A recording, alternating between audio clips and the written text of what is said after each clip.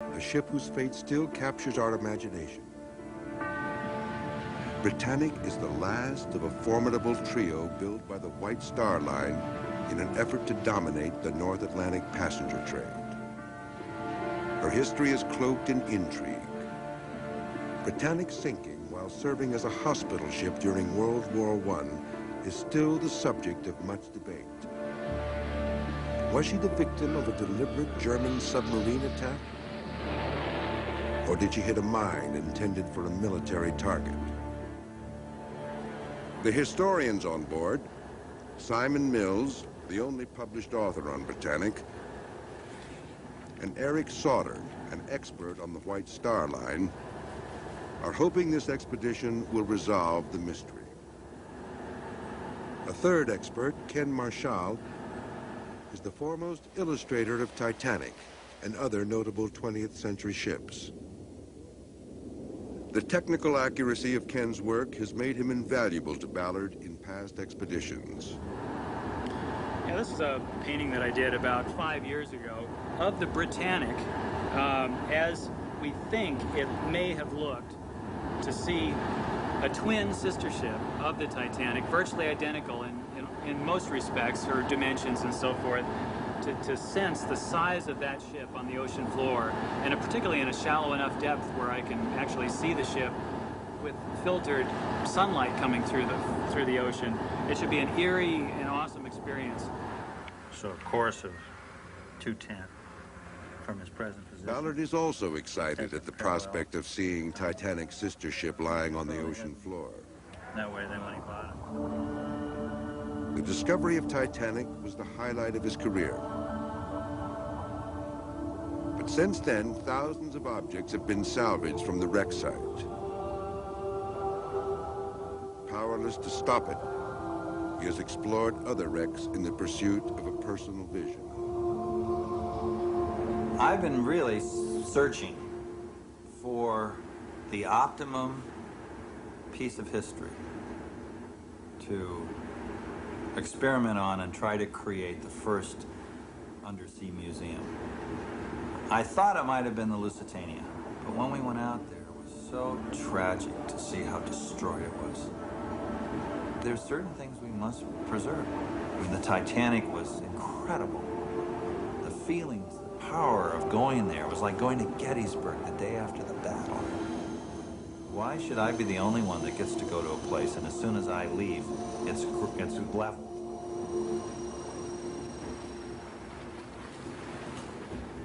That's what's really brought me here to the Britannic. It has not been pillaged. In very few years, the technology will make it possible for people in the luxury of their homes on the information highway to visit this site live. I would love to protect this ship, set it aside, and let people visit it. And I'm gonna do it. I'm going to give it my best shot. Ballard is gambling that after 80 years underwater, Britannic will be in good enough condition to display as the first undersea museum. Before he can determine that, he and David Olivier, the commander of the NR-1, must first locate the wreck. And then your divers in the water. Put our divers in the water to put the cameras and the strobes on. Do our first reconnaissance submergence.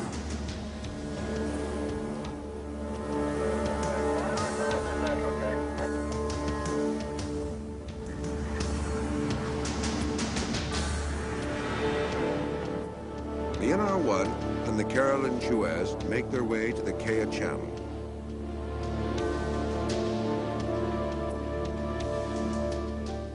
Britannic lies 400 feet below the surface of the Aegean, off the island of Kea.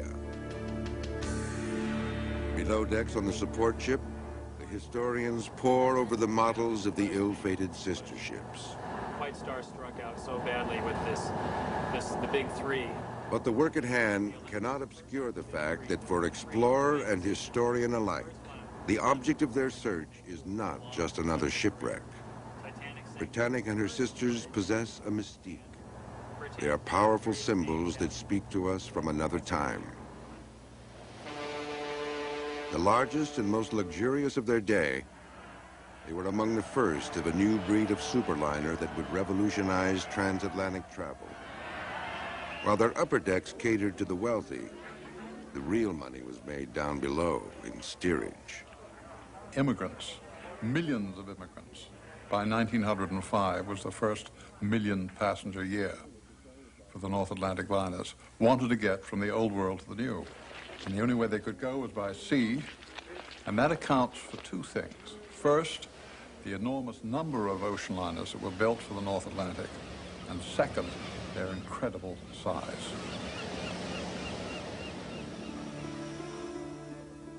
Belfast, Ireland. In the deserted corners of the modern Harland and Wolff shipyard are visible reminders of the massive effort it took to build these very special transatlantic steamers.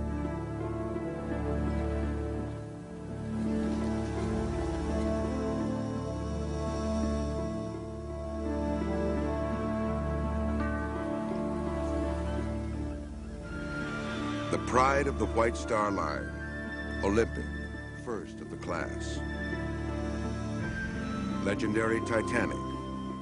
And lastly, Britannic, the forgotten sister. The magnificent interiors of these ships have either been lost to the ocean depths or dismantled. This room is all that remains. We're in the White Swan Hotel, in the interior of the lounge of the Olympic.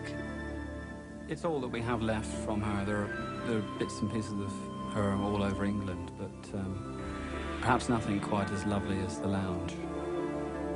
And it's a splendid reminder of those fabulous days of 1911, 1912, before the war, before all these wonderful ships were swept away. The Gilded Era. Despite the attention lavished on decor, it was also an era of technological innovation.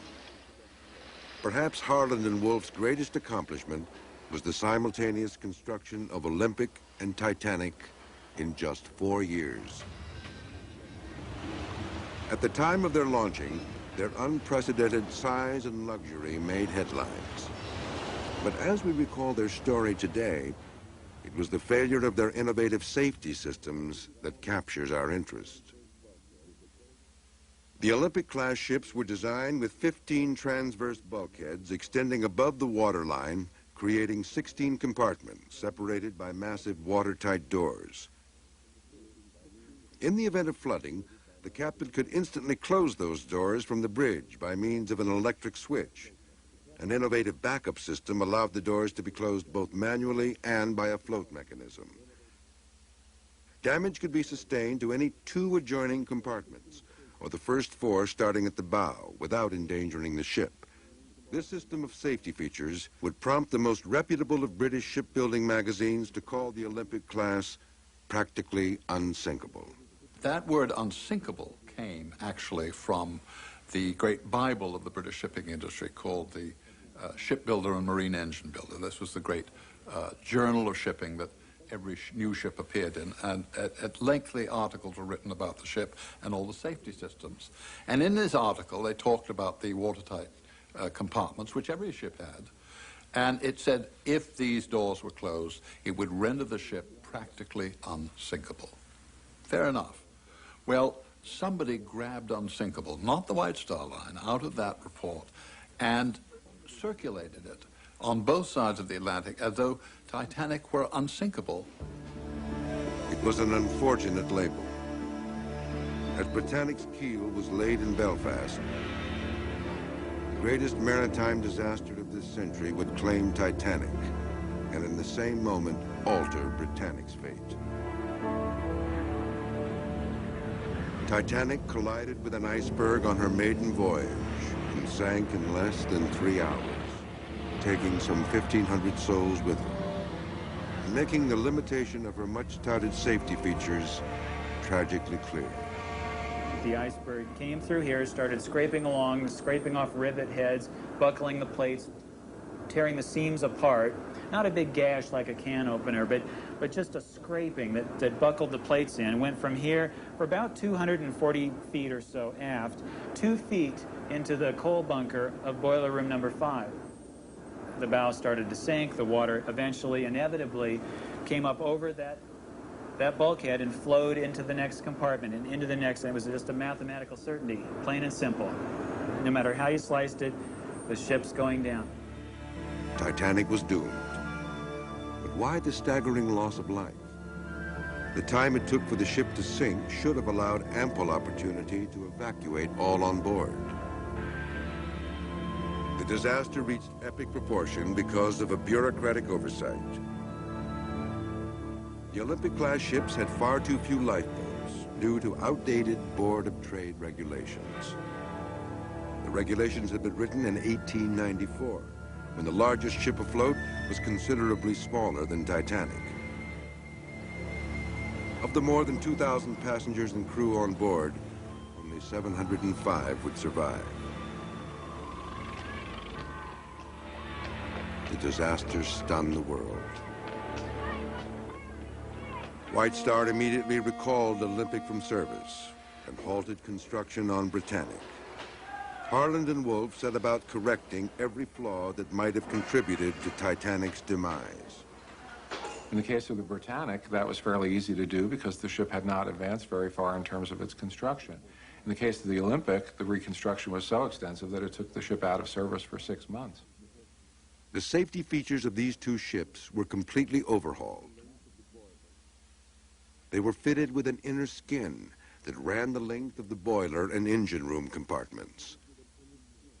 5 of the bulkheads were extended up as far as the bridge deck.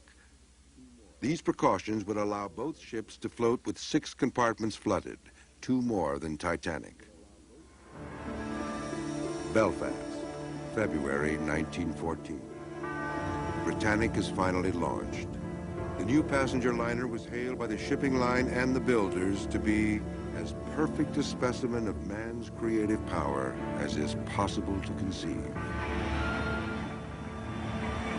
As the Britannic slid down the ways, a cataclysm was just around the corner.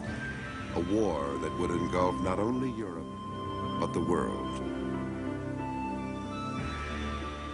Even as the last of her grand interiors were being installed, Britannic was requisitioned by the British Admiralty and transformed into a hospital ship. She completed 5 successful missions to the Mediterranean theater of war before sinking mysteriously on her 6th outbound voyage. Today, she lies at the bottom of a sea she was never intended to sail, a casualty of war. Her mysteries as yet unsolved.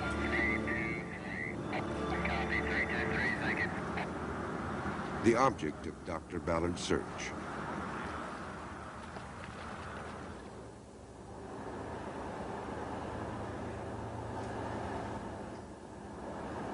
Tomorrow, Ballard will make his first dive on the Britannic. Well, we're at the end of the first day, and we're transiting north from Crete, from the subbase we just left. And sometime tomorrow morning we'll arrive on scene. The ship was traveling northeast. It struck something, whether there was a torpedo or a mine.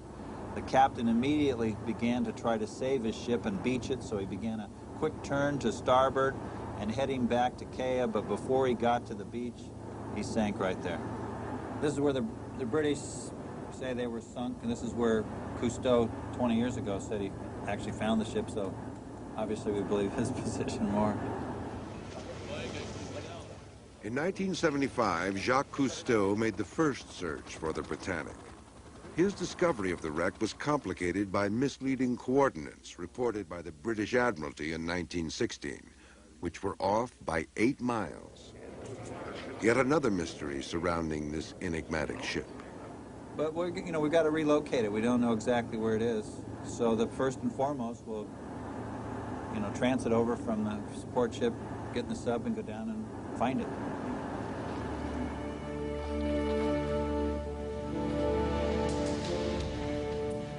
The support ship and the nuclear submarine have arrived in the Kea Channel and are now stationed over Cousteau's coordinates.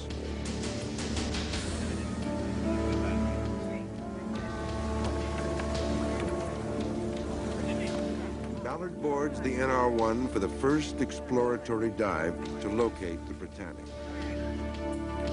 All right. All right, welcome aboard. Well, thank you. You ready to go? I'm ready. Let's do it. All right, let's dive.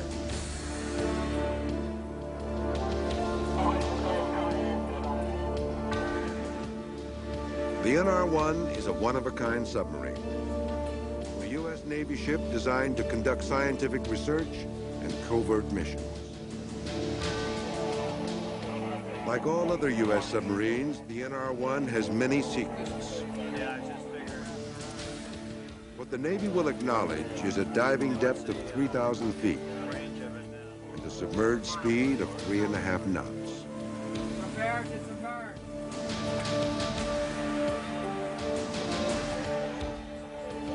Dive, dive.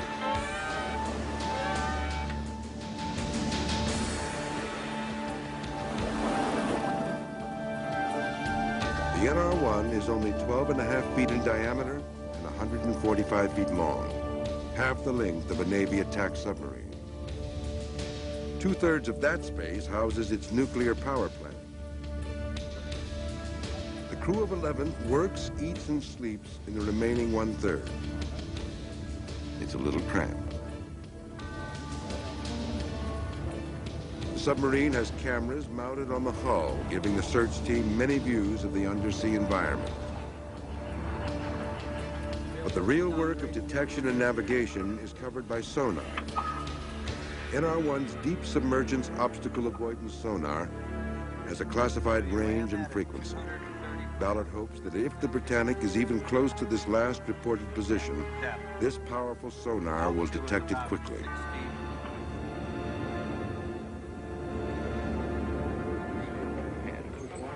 Sonar was essential to the 1975 expedition.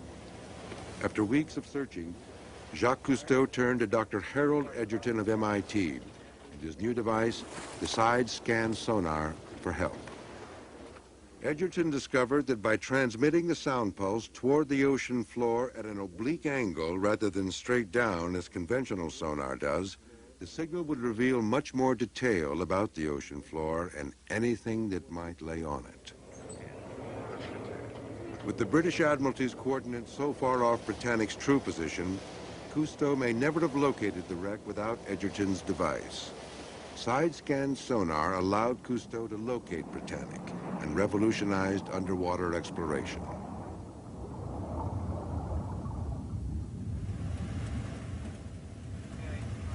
Go down.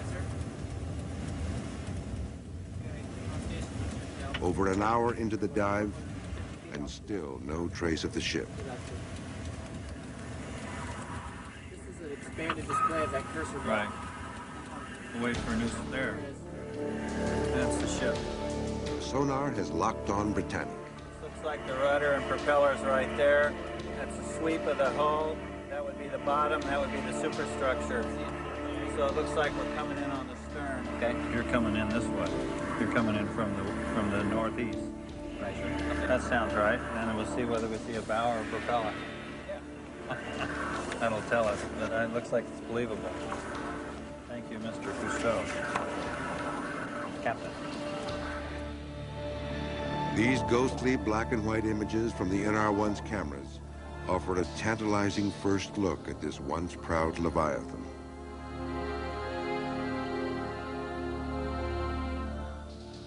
The second-class smoking room where gentlemen would retire after dinner. The first-class promenade deck where society's elite were meant to stroll. The lifeboat davits, still in position to lower the boats. The individual images are promising, but they fail to give Ballard the overview necessary for an accurate picture of the ship's condition. For that, he will rely on the modern version of Dr. Edgerton's side scan and sonar.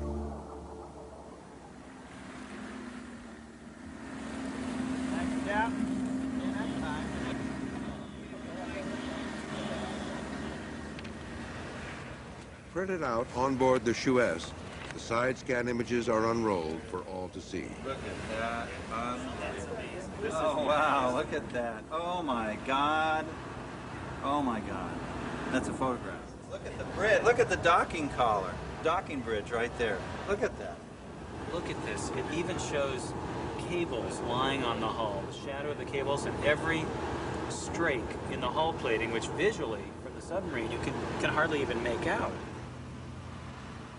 The sonar's sophisticated imaging system reveals an amazing sight. The silhouetted shape of the Britannic in its entirety. Ballard and his team are elated. It's yours from here. You can go home. I know it. Look at this. The slightest little relief. Here's where you see the top of the davits, and that's where the compass tower shows up, right? Oh my God. Look at that. You can see through the rudder to the other propeller. Ken, you're out of a job. This is the first evidence that Britannic is as well preserved as Ballard had hoped. Here lies a nearly intact version of Titanic.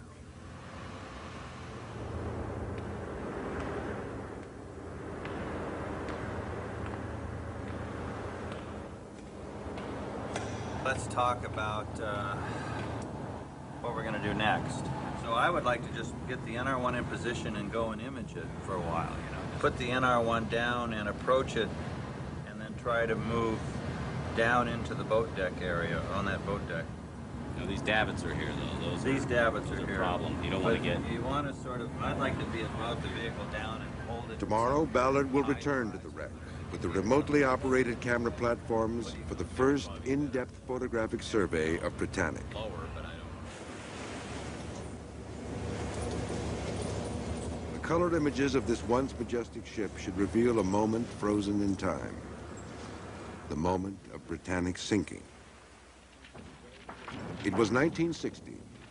Fighting had spread from the trenches of Belgium and France to the Mediterranean. The struggle to control the Straits of the Dardanelles, a narrow passage linking the Aegean with the Black Sea, would claim tens of thousands of lives. As the tide of wounded swelled, the British Admiralty was faced with the task of transporting them back to England. The ships that had been requisitioned for use, mainly Union Castle ships, were not providing adequate space to remove the sick and wounded. The whole system, actually, in the Eastern Mediterranean was on the verge of breaking down. You have these 6,000 or 8,000 ton ships and literally thousands of casualties occurring during the course of a given week. So within a very short time, the largest ships available, Aquitania, Mauritania, and Britannic, are placed into hospital ship service.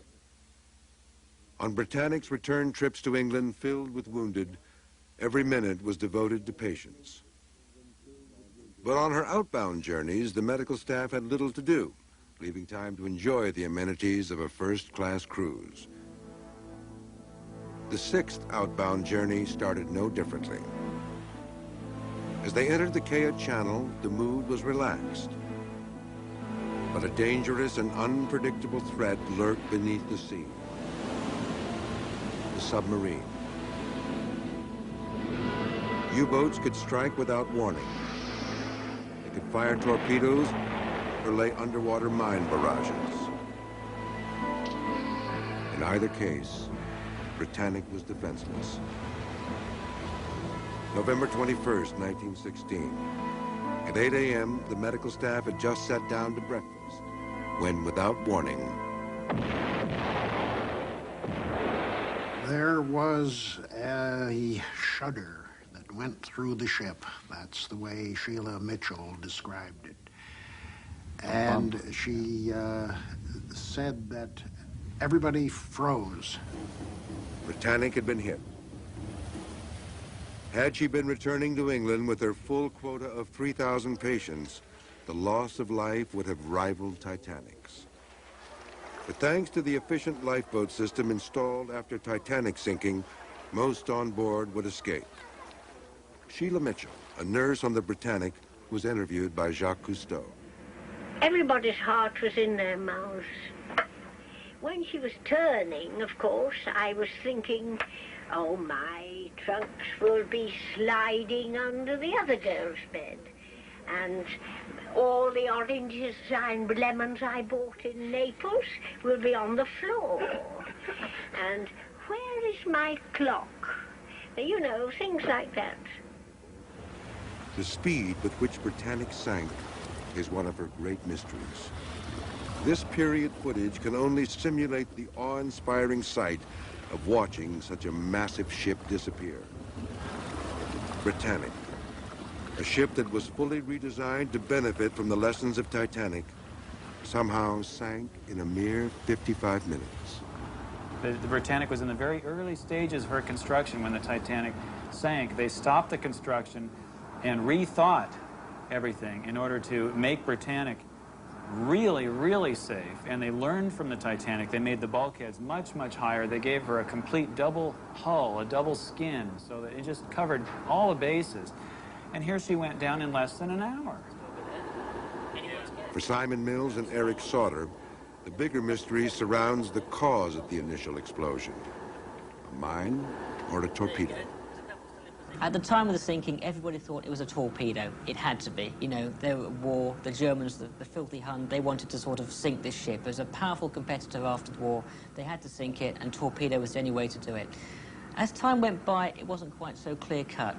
Even the English officer carrying out the inquiry decided that there was no definite evidence one way or the other to say mine or torpedo. I propose to drink to the Britannic, to the splendid ship that you have been on board. 60 years after her sinking, Jacques Cousteau gathered together Britannic's remaining survivors in an attempt to uncover what happened that morning. What is your opinion? Was the ship torpedoed or did they see the mine? Oh, torpedo, without a doubt. Without a doubt, torpedo. Thank you. Now you, Mr. Without a doubt, torpedo. At least one torpedo. My opinion is she got torpedoed. I say torpedoed. It was a mine without a shadow of doubt.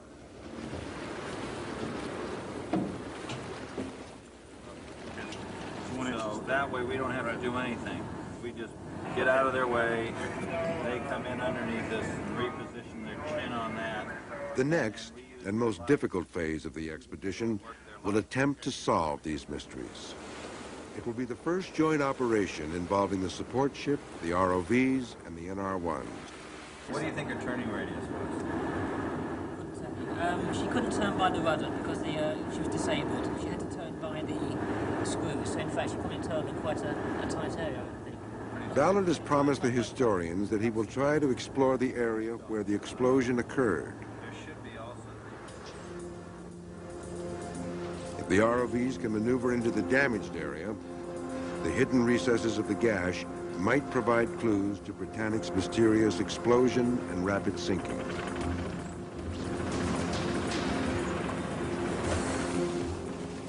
As the ROVs are lowered over the side, the tension mounts. The NR-1 is in position, her powerful lights illuminating the wreck. Ballard and his team are in the command station on board the Carolyn Chouette.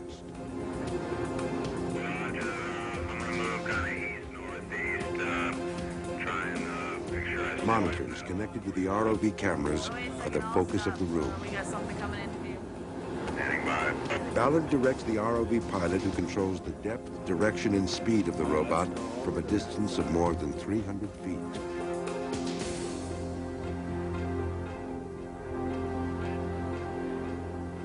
All eyes are on the monitors,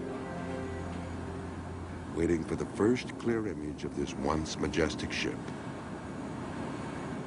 There it is. We're at the hull tower. There you go.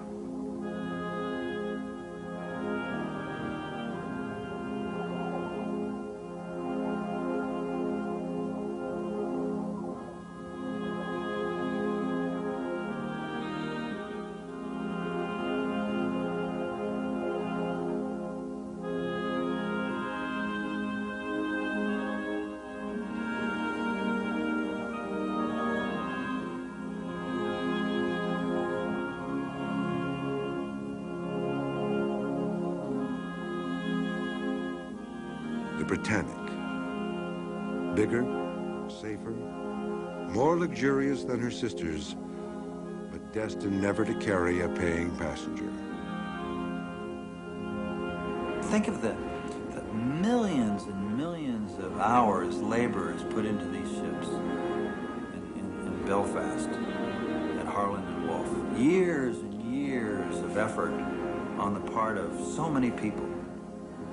Iceberg is one thing, that's an act of God, but to have mankind blow up such a wonderful work, that's a waste.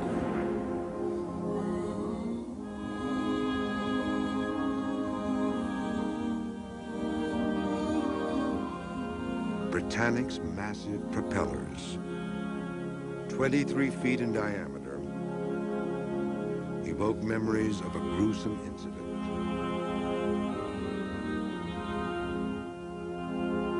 Following the explosion, the ship lay motionless. The captain, isolated on the bridge, was unaware that the crew had already begun to load lifeboats. In a last-ditch effort to save the ship, he gave the order to start up the propellers and head for nearby Kea Island. They wanted to beach the boat where there was sand, the other side of the island. And so the minute we touched the water, she went on, and the propellers were coming up. And turning. At the turning, and at the back it was a whirlpool. The lifeboat in front of me and the one behind were drawn in by the propellers and cut into ribbons. If anybody escaped from those boats, it was because they jumped out and perhaps could swim away. One near casualty of the propeller incident was Nurse Violet Jessup.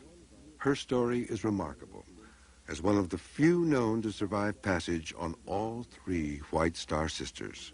Violet Jessup, whom I had interviewed for a book, told me that she was not only on the Titanic when it went down, she was also on the Olympic when it had not a very serious accident, but there was a collision in Southampton water. Then the hat trick that she was also on the Britannic as a nurse's aide is extraordinary. Violet told me that she got into a lifeboat which was lowered down, and when it reached the water and was cast loose from the blocks, the descending blocks, she suddenly saw everybody jumping out. So Violet jumped over the side and thought she was going to sink forever, and finally came up and hit the bottom of the lifeboat. Her head fitted as she came up. Then she groped around in the dark, thinking her end was nigh, and found a hand, a man's hand, which she could tell was alive, and they held their hands together and came up to the surface. Leaving the propellers behind, Ballard guides the ROVs toward the bow for the first look at the most dangerous part of the wreck, the jagged gash caused by the explosion. The damage, depicted by Marshall based on Cousteau's accounts, gives Ballard reason for concern. The jagged hull plating could easily sever the ROV's umbilical cord. Keep going. There's the beginning of the gash. So now go left and drive the gash line down to the left. Marshall and Mills have switched to the second ROV monitor for the long-anticipated look at the damaged hull. The images from this ROV, NASA's Voyager, are in stereo, and with the 3D glasses, the two experts can see much more detail. It's huge, it's unbelievable. I think that if it's buckled in and then buckled out, that must have been the impact as it hit the deck. Pivot left, drop. The bow is buckled off to the starboard side, and we're just seeing that stub toe effect of it, just the bow buckled in and twisted, and the rest of the ship just bent apart, buckled and collapsed into the sand. So we're seeing this 30, 40-foot wide gap down at the keel level. It looked as if it was at the bilge. It looked about 30 or 40 feet wide. Higher up, yeah. And it can't be the damage actually caused by the minor torpedo, because the ship would have sunk in 5 or 10 minutes with a hole that huge. Yeah. The massive damage caused as Britannic's bow impacted with the ocean floor obscures all traces of the initial hole caused by the explosion. There is no evidence here that can shed more light on the issue of mine versus torpedo, but the gash may hold the answer to a different question. Did Britannic's watertight doors fail to close? A single mine or a torpedo of that era would have damaged no more than 1 or 2 compartments. The watertight doors should have contained the flooding, allowing the ship to float indefinitely. Yet she sank in less than an hour. What went wrong? The evidence is buried deep inside the gash. And right. Okay, go over there. In a clean area. Go to clean water. Go back. Kick back. Now. Now. Ballard has pulled the ROV back from the wreck after a close call. The watertight doors the team wants to see are deep inside the wreckage. More. Hand down. But Ballard does not want to risk losing an ROV on a second attempt. Just let it. This side has a large shifted area of hull. It comes down right here, and then it like comes up on a different plane, and there's this large section that sticks out maybe like that. This is very festooned with The historians, denied an in-depth investigation, must piece together the disaster with the existing ROV footage and eyewitness accounts. like this. Here was a Britannic. Effectively, she was a commissioned ship in the Admiralty in a war zone, and she was travelling with the doors open. It should never have happened. The only thing we can assume is that around about 8 o'clock in the morning, when the damage occurred, the explosion, the watertight doors must have been open so that the firemen could change their watch. Now, the firemen normally bunked in the forward ends of the ship and maybe some aft. And to get to their boiler rooms, they would walk down a fireman's tunnel into these specific compartments, all 6 along here. Now, come 8 o'clock in the morning, when the watch changes, the doors would have been open so that they could get through with a minimum of fuss, which is fine, no problem. But unfortunately, the Britannic happened to hit whatever she hit at the exact wrong moment. But even if the doors were open when the flooding began, they should have closed automatically. Maybe when the explosion occurred, the bulkhead that the watertight door was in shifted slightly, so the jam went out of alignment so the door couldn't be forced closed. Ballard's ROVs reveal another possible clue to Britannic's rapid sinking. Many of the lower portholes were wide open. A number of portholes along this particular deck here should not have been open, but they were. Now, strictly speaking, they should not have been, but it was a case of they were arriving at Madros later that morning. They were airing the ward for the patients who would be going in there. As the ship settled by the bow and listed to starboard, it brought the portholes underwater, which let water into the undamaged compartments. If these theories are correct, then all of the carefully designed safety features installed after Titanic were undone by human error. Operating in a war zone, Britannic was an accident waiting to happen. The final and most dramatic mystery remains. Was Britannic's sinking accidental or deliberate? As a hospital ship, Britannic was protected by the Geneva Convention. Would a German U-boat commander deliberately torpedo a Red Cross ship? Cousteau's team suggested that Britannic might have been carrying an illegal cargo of armaments and munitions. If true, this would account for the British Admiralty's desire to obscure the exact location of the wreck. Why was the wreck so badly misplaced? I mean, 8 miles is quite considerable when you consider there are very easily identifiable landmarks in sight. Basically, the theories that are coming up are the Admiralty deliberately misplaced the ship so that there could be no exploration. Had divers gone down, they may have found that the Britannic was indeed carrying weapons, which she should not have been. But in the many hours surveying the wreck, Ballard found no trace of armaments. With no evidence of a motive, does the torpedo theory still make sense? I say torpedoed. Torpedo. Torpedoed. Torpedoed. Torpedoed. To the survivors, it certainly did. One thing we mustn't forget about the First World War, in Britain in particular, was the absolutely rabid paranoia about what the Germans would do. So the consensus was, when the Britannic went down, which not many people knew, you see, don't forget, this was cloaked in wartime secrecy. This was not something that was as publicized as the Titanic was. The perception was that it was somehow a German torpedo. Now, beastly as they used to say the Germans could be, I don't think they would have torpedoed a hospital ship. Yet in February 1915, the hospital ship Asturias was attacked with torpedoes in the English Channel. The ship took evasive action, but in this case, the markings of a hospital ship were no defense against an overzealous U-boat commander. It was after the war that things began to be a little bit clearer. Among the captured German papers, there was evidence that the U-73, a German long-range mine-laying submarine, had laid mines in the Kiel Channel at the end of October. Now, that was a full month before the Britannic was in the area, but it would appear that this particular barrage was in exactly the same place that the Britannic was sunk. The German submarine logbook provides the strongest piece of evidence to counter the torpedo theory. The U-73 belonged to a class consisting of U-71 through U-80. And these were relatively small submarines, and they were mine layers. They were not really known for their torpedoing capabilities, although they did have some.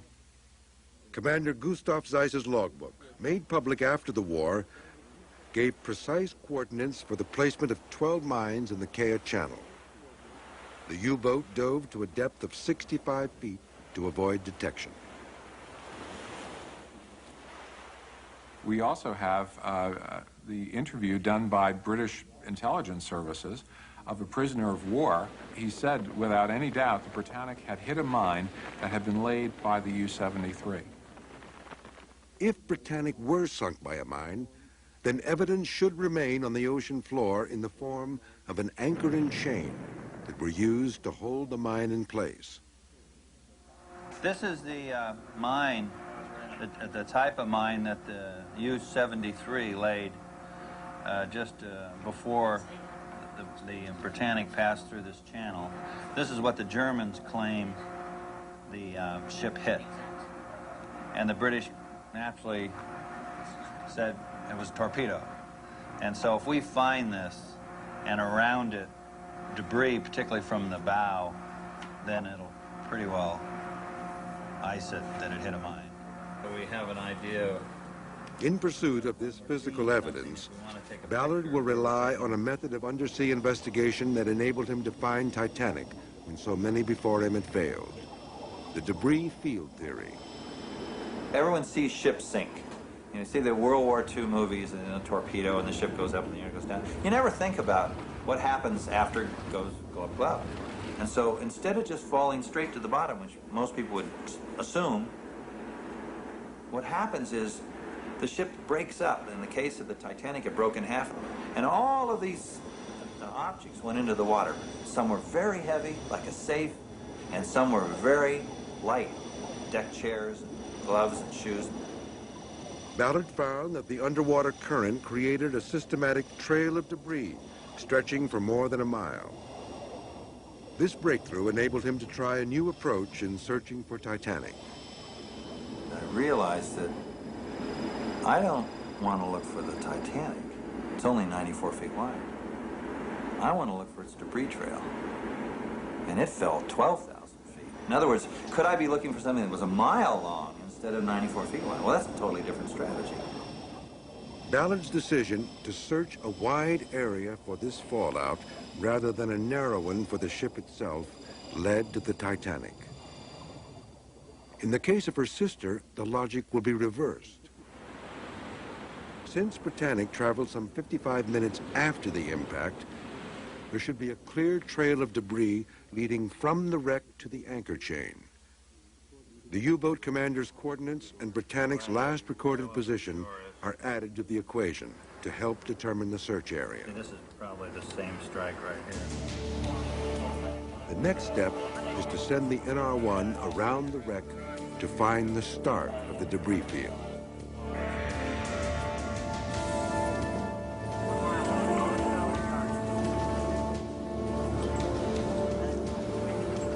The ROVs are ready to photograph anything the NR-1 might find.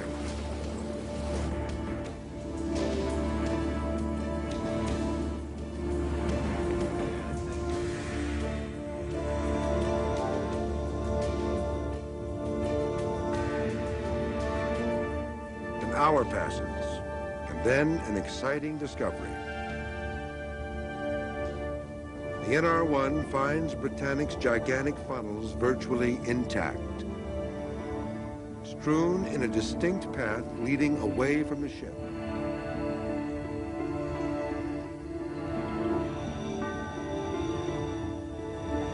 Funnels are a rare find at a wreck site.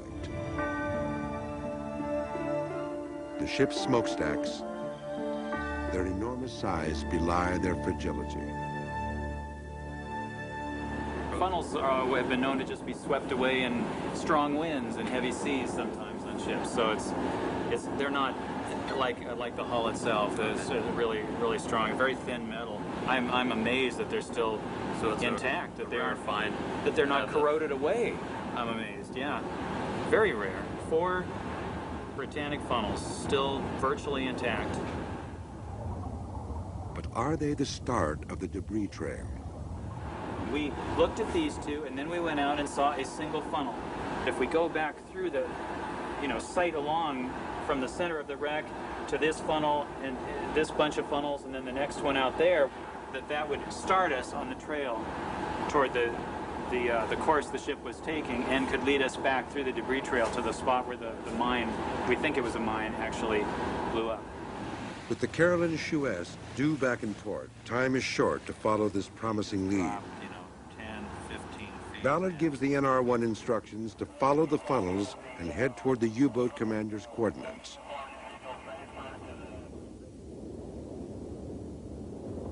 The submarine sets off on what Ballard and his team hope will be the Britannic's debris field. You can see the little squares going this way. The NR-1's cameras are trained on the ocean floor, searching for telltale pieces of hull plating. The hours pass.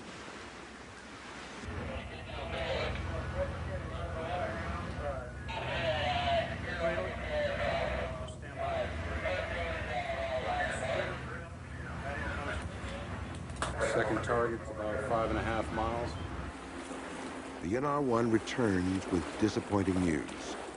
The search has revealed no trace of an anchor chain. In the command station of the Suez, the historians review the hours of videotape brought back by the submarine, hoping to find some clue that might have been overlooked. Now, there's another one of those cylindrical But see, things. look at this. I mean, you've got a perfectly square, or Maybe it's perfectly rectangular. Maybe it's a flame? It's just like the thing we saw before. All these things, nothing has to do with mines, and nothing has to do really with... Well, that's the interesting thing. We've not found one trace yet of anything to do with the submarine which we know was there. No. We know she laid the mines. We know she laid 2 barrages of 6 mines, and yet all the scans we've done so far indicate nothing at all. To my mind, it's a simple matter of taking a compass and drawing 1 mile radiuses or radii out from the wreck site, and we may be just looking too close to the wreck. I mean, it's got to be at least 2 miles away to the south or to the southwest where these mines were. The only conclusion we can come to is that the German captain, Gustav Seiss, probably got his position wrong. I have a feeling that they're a bit further to the southwest, somewhere down there. No anchor chain, no debris field, and no more time to search. Without conclusive evidence, the question of whether or not Britannic was the victim of a vicious attack or an unlucky casualty must remain open to speculation. But Ballard is far from disappointed. His vision extends beyond this expedition. There's something mystical about a great ship like this. It's sort of like to solve everything is to make it no longer important. No, I'm real happy. Having been disappointed by the Lusitania, having gone out to find this perfect ship and to find something that was far worse than the Titanic, far worse, just destroyed, a pile of junk in the bottom of the ocean, to then come and find that perfect ship. I mean, this is the most perfect ship of this vintage. I mean, certainly sink one tomorrow and it'll look prettier, but this is the most perfect ship I've ever seen. I think the Britannic, when everyone sees how well preserved it is, it'll lead the way, and then I will move into the next phase. Of all the wrecks Ballard has explored, none have offered as much potential for his plan to create an undersea museum as Britannic. In the memory of those who perished in the sinking of the HMHS Britannic, November 21st, 1916, and dedicated to all those who lost their lives in the War of 1914. This commemorative plaque is a point of honor for Ballard, who firmly believes that wreck sites should be left undisturbed. The only mark